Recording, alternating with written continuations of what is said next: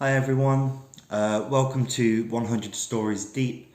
My name is Arron Gill and today I'll be reading from The Lives of Things by José Saramago, and I'll be reading the story Embargo.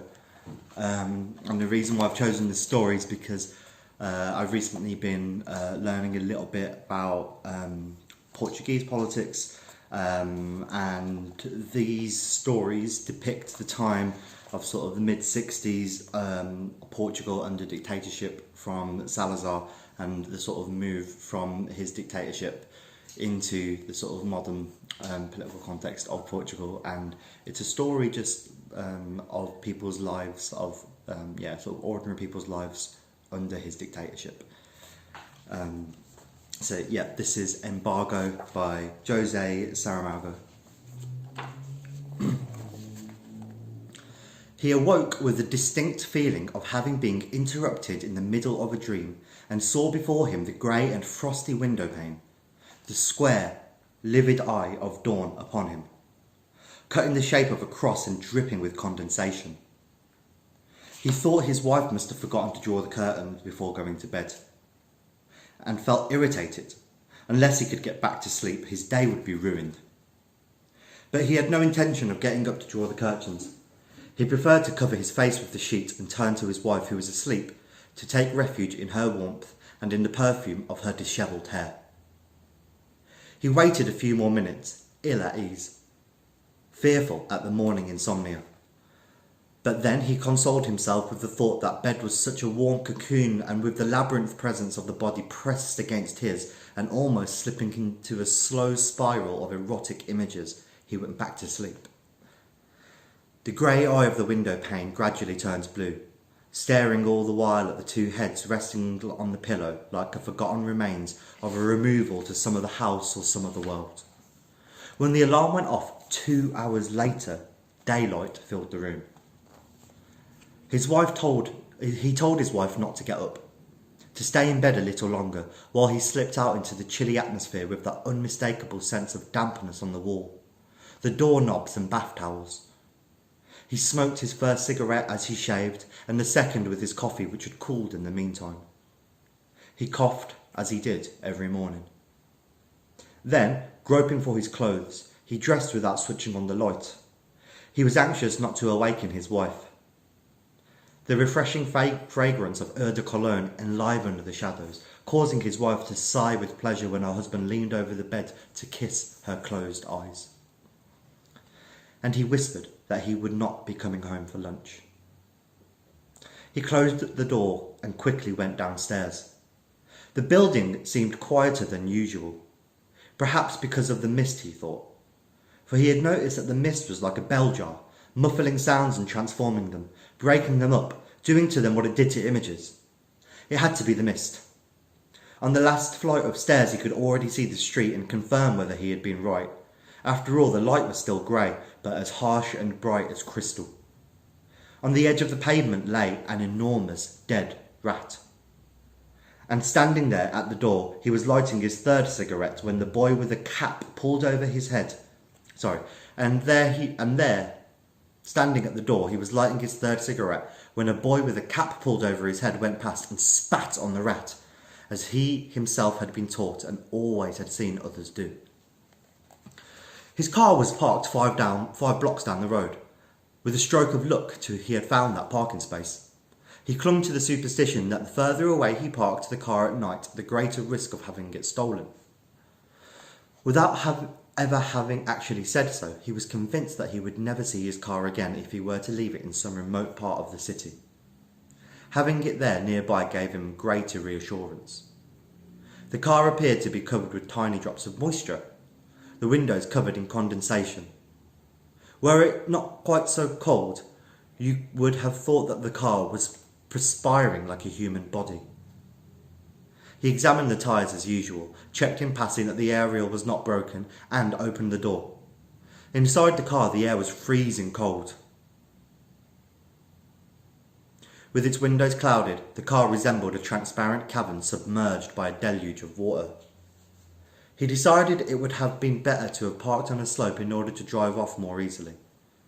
He switched on the ignition, and at the same instant the engine rumbled with a deep, impatient panting. He smiled, pleasantly smiled. The day was getting off to a good start. The car sped up the street, scraping the asphalt like an animal with its hooves, pounding the rubbish scattered around. The speedometer suddenly leapt to 90, a suicidal speed in such a narrow street with parked cars on the sides. What was happening?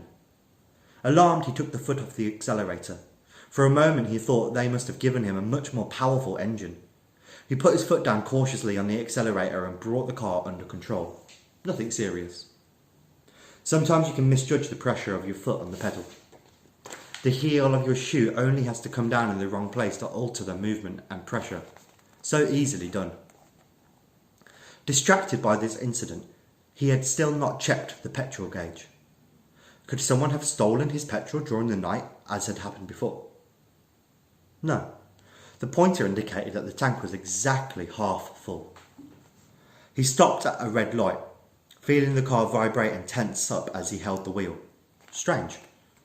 He had never noticed this animal-like shudder running in waves through the bodywork and churning his insides. When the light turned green, the car appeared to snake, to become elongated like fluid, in order to overtake the cars in front.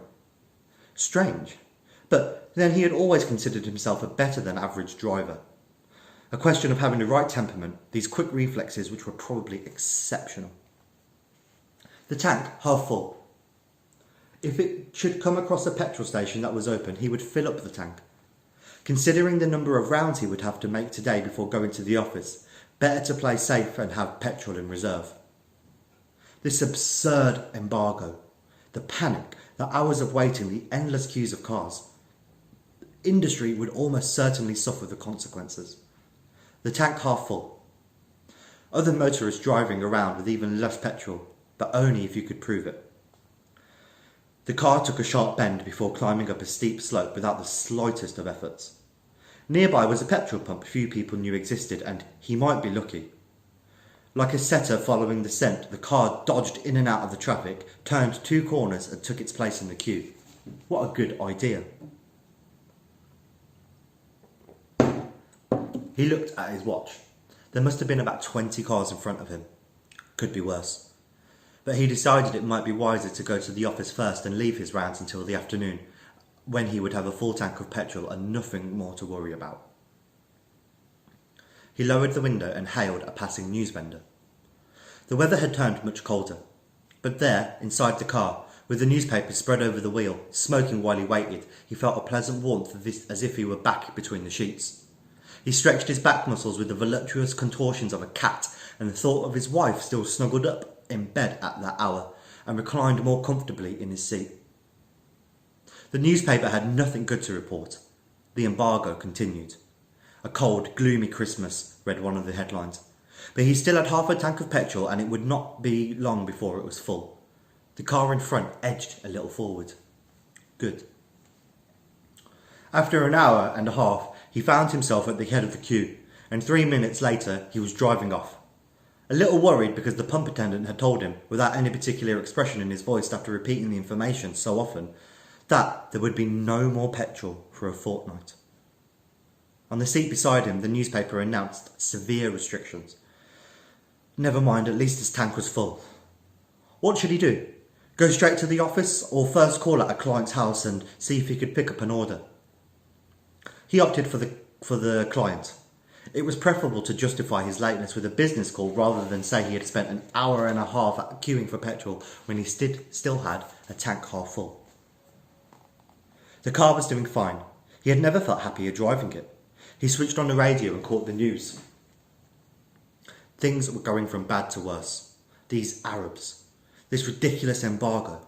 Suddenly the car gave a lurch and veered towards the road to the right before coming to a halt in a queue of small cars smaller than the first one. What had gone wrong? He had a full tank. Well, practically full, damn it. He manipulated the gear lever and tried to reverse, but the gearbox refused to obey him. He tried forcing it, but the gears seemed to be blocked. How ludicrous. That something should go wrong now. The car in front advanced. Expecting the worst, he cautiously went into first gear, no problem. He sighed with relief.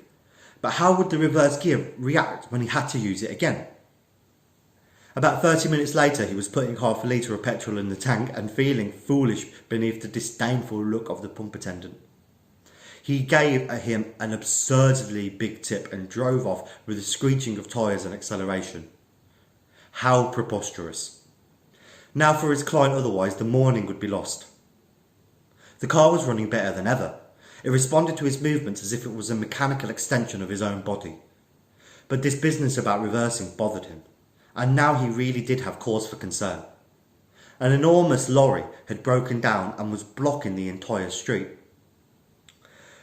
There had not been enough time to get around it, and now he was stuck. Once again he anxiously manipulated the lever and the car went into reverse gear with a gentle sound of suction. He could not recall the gearbox having ever reacted in this way before. He turned the steering wheel to the left, accelerated, and with one spurt the car mounted the pavement and went right up against the lorry, and came out on the other side as free and agile as an animal on the loose. The damned car had 9 lives. Perhaps because of all the upheaval caused by the embargo, with everyone in a panic and services disrupted, the pumps had been filled with a higher grade of petrol. That would be fun. He looked at his watch. Was it worth calling on his client? With luck, he would get there before they closed. If the traffic was not too heavy, he would have enough time. But the traffic was heavy. Christmas time, and notwithstanding the shortages of petrol, everyone was out on the road, making life difficult for those who had to get to work. And, on coming to a crossroads that was clear, he turned off and decided not to visit his client after all. Better to make some excuse in the office and postpone the call until the afternoon. With so much hesitation, he had made quite a detour from the centre. All that petrol consumed for nothing, but then the tank was full. As he drove down the street, he saw more cars queuing in the square below. He smiled with satisfaction and accelerated, determined to sound his hooter as he passed those paralysed motorists who were waiting. But 20 metres further on, his car veered to the left by itself and came to a halt at the end of the queue with a gentle sigh. What was happening? He had not intended to queue for petrol. Why had the car stopped when the tank was full? He studied the various dials, checking the steering wheel as if unfamiliar with his own car, and, with one further gesture, he peeled the rear-view mirror towards him and looked at his reflection. He could see that he was worried, and with good reason. Once again in the rear-view mirror, he could see a car coming down the road and clearly heading for the queue. Worried about being trapped there when his tank was full, he quickly manoeuvred the lever to go backwards. The car resisted and the lever slipped from his grasp. He instantly found himself jammed between his two neighbours. Damn it! What could be wrong with the car? He must take it to the garage.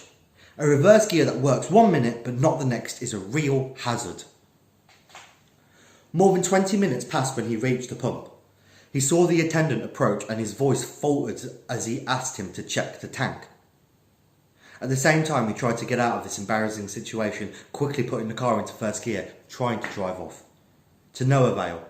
The pump attendant looked at him suspiciously, opened the tank, and after a few seconds, came and charged him for a litre, muttering to himself as he pocketed the money.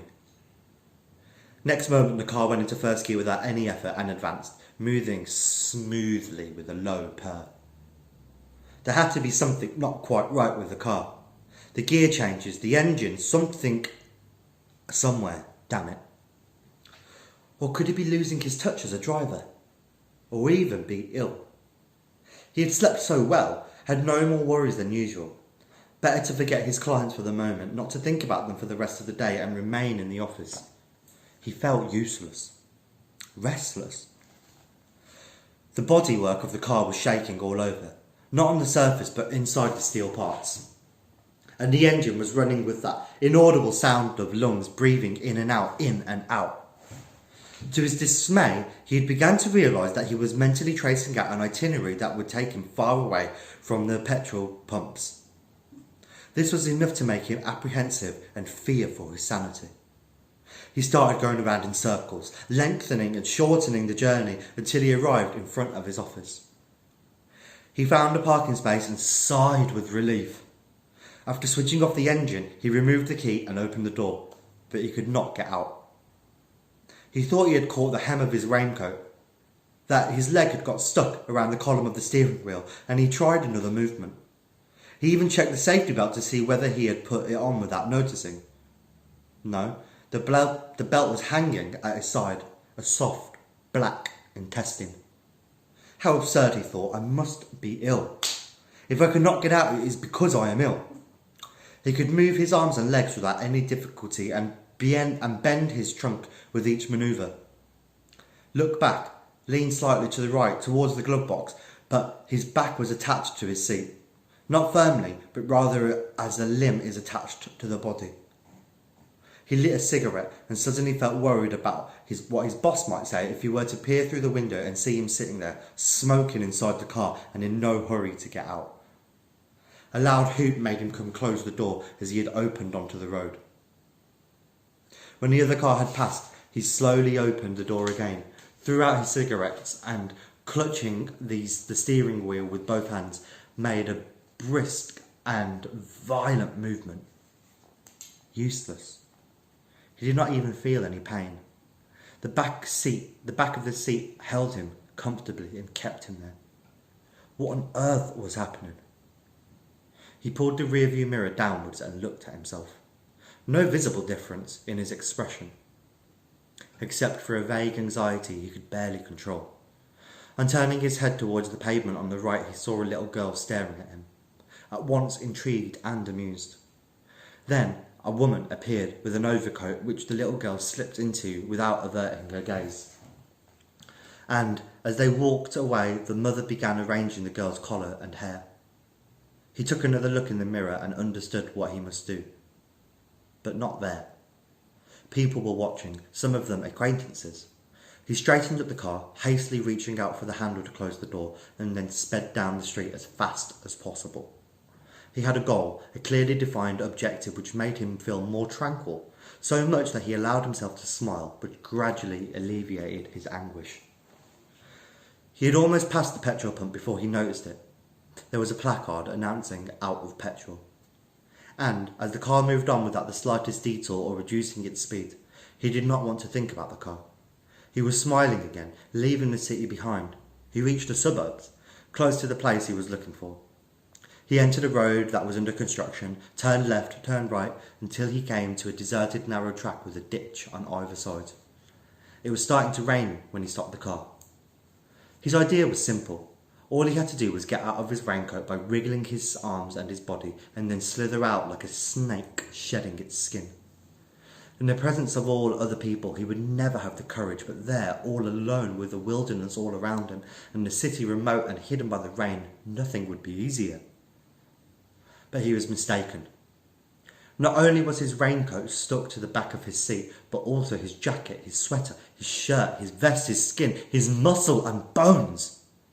This is what he was unconsciously thinking 10 minutes later as he twisted and turned inside the car, calling out and close to tears. Desperate. He was imprisoned in the car. However much he struggled to get out through the open door, and where the rain was being driven in by sudden icy gusts of wind, however much he pressed his feet against the protruding speedometer, he could not pull himself out of the seat. Using both his hands, he held onto the roof and tried to hoist himself up. He might as well have been trying to lift the universe. He threw himself over the wheel, howling and terrified out of his wits. Before his eyes, the windscreen wipers, which he had involuntarily set in motion in his agitation, went back and forth with the dry sound of a metronome. From afar came the noise of a factory siren. Next moment, a man riding his bicycle came around the bend, his head and shoulders covered with a large sheet of plastic, the rain trickling down as if it was sealskin. The cyclist looked inquisitively inside the car and pedalled on, perhaps disappointed or intrigued to see a man on his own and not a couple, as he had surmised from a distance. What was happening was preposterous. No one had ever been imprisoned like this inside his own car. by his own car. There must be some way of getting out. Certainly not by force, perhaps in a garage. But how would he explain it? Should he call the police? And then what? People would gather round, everybody staring whilst an officer grabbed him by his arm and asked those present to help him. But in vain, because the back seat of the car was gently clasping him in its embrace. Journalists and photographers would soon rush to the scene, and photographers would appear in photographs would appear in all the newspapers the next day, showing him trapped inside the car and looking mortified as a shorn animal out in the rain. There had to be another solution. He switched off the engine and, without interrupting the gesture, threw himself violently out towards as if launching a surprise attack. No result. He knocked his head and his left hand, and the pain made him feel quite dizzy, whilst a sudden and uncontrollable desire to urinate released an endless flow of warm liquid that ran down between his legs onto the floor of the car. No sooner did he feel this happening than he began to sob quietly, moaning in his misery, and there he remained until a mangy dog emerged from the rain and came up to the door to bark at him without much conviction. He slowly went into gear with the heavy movements of some subterranean nightmare and proceeded along the narrow track, trying hard not to think, not to allow the situation to prey on his mind. He was vaguely aware that he must find someone to help him, but who? He was reluctant to alarm his wife, but what else could he do? Perhaps she might be able to come up with a solution. At least he would not feel so wretchedly alone. He drove back into the city, observing the traffic signals and moving as little as possible in his seat, as if anxious to appease the powers holding him there. Several hours went by and the light was fading. He saw 3 petrol pumps, but the car did not react. All 3 displayed a placard announcing out of petrol. Once he had entered the city and began to see the cars abandoned in the oddest spaces and places, displaying red triangles in the back window, a sign which on other occasions would have meant breakdown, but which now always meant out of petrol. Twice he had come across groups of men pushing vehicles out onto the pavement with wild gestures of exasperation beneath the rain which was still falling. When he finally reached the street where he lived, he had to think of how he could summon his wife. He stopped the car in front of the door and, disorientated, almost on the brink of another nervous crisis. He waited for the miracle to happen whereby his wife would come down in answer to his silent plea for help. He waited for some time before an inquisitive lad from the neighbourhood approached him, whom he was able to persuade with the promise of a reward to go up to the 3rd floor and tell the lady who lived there that her husband was waiting below in the car. That she should come out at once, for it was very urgent. The boy went down and came out again. The boy went up and came out again, and said the lady was coming, and ran off, having earned his reward. The wife came down in her house attire, having forgotten even to bring an umbrella, and now she was standing there in the doorway, undecided, involuntarily turning her eyes towards a dead rat at the end of a pavement.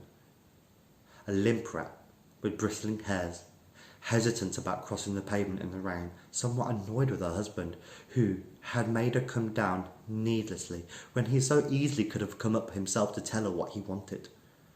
But when she saw her husband gesticulating inside the car, she shook fright and ran to him.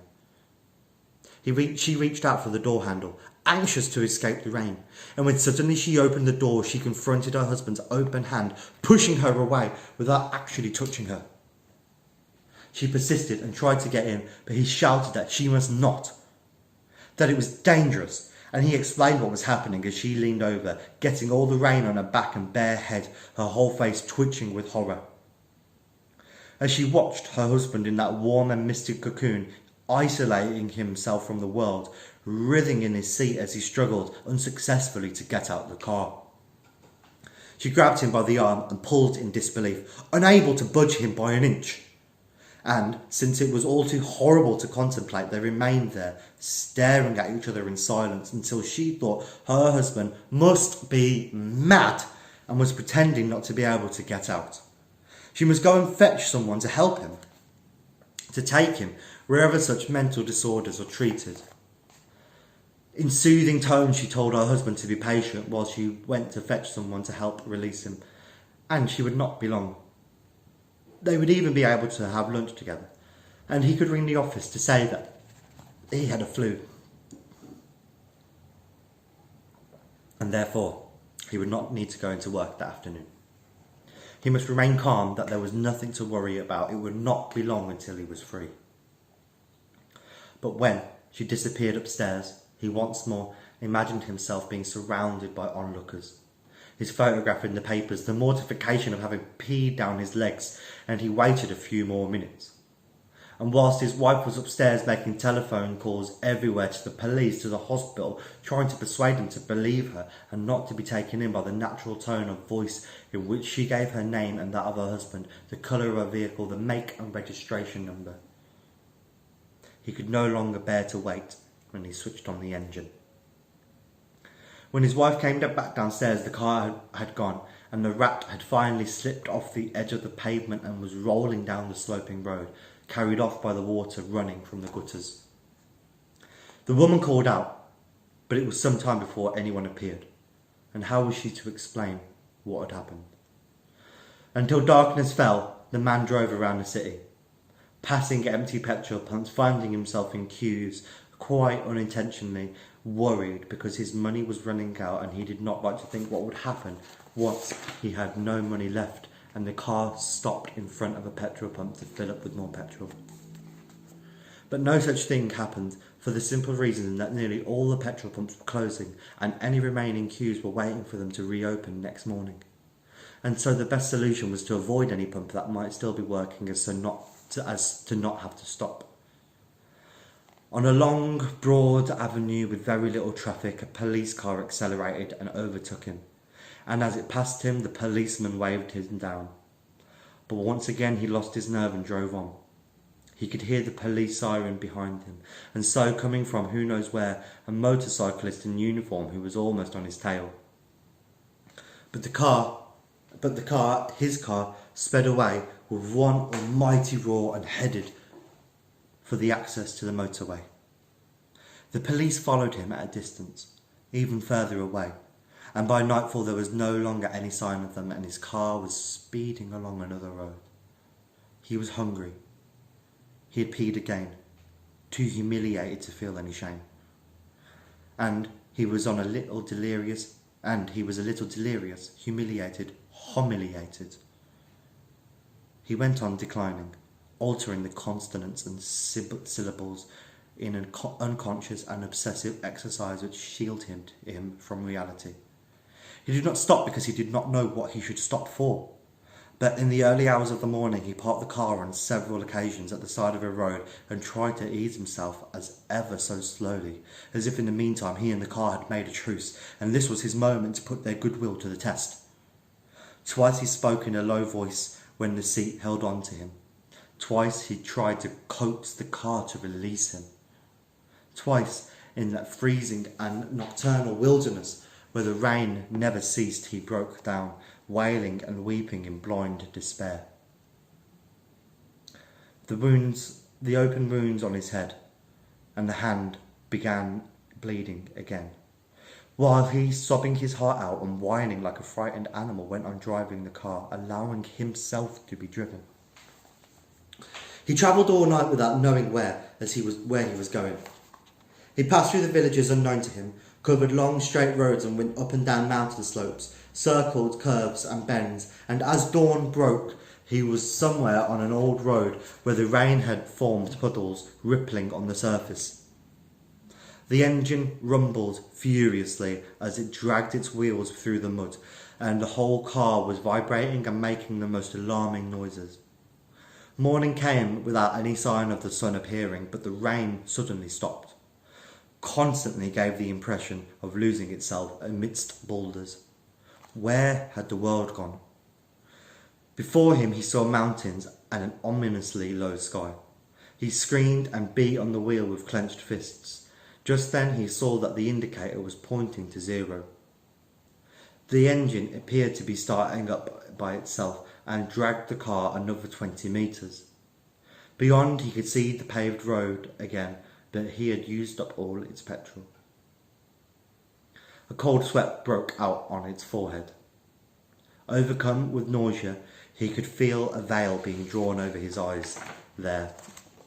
He could feel a veil being drawn over his eyes 3 times. Groping, he opened the door to prevent himself from suffocating.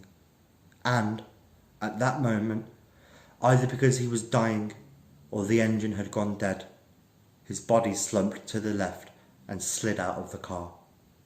It slipped a little further and ended up lying on the road. The rain had started again. So that was Embargo by José Saramago, and it's taken from The Lives of Things.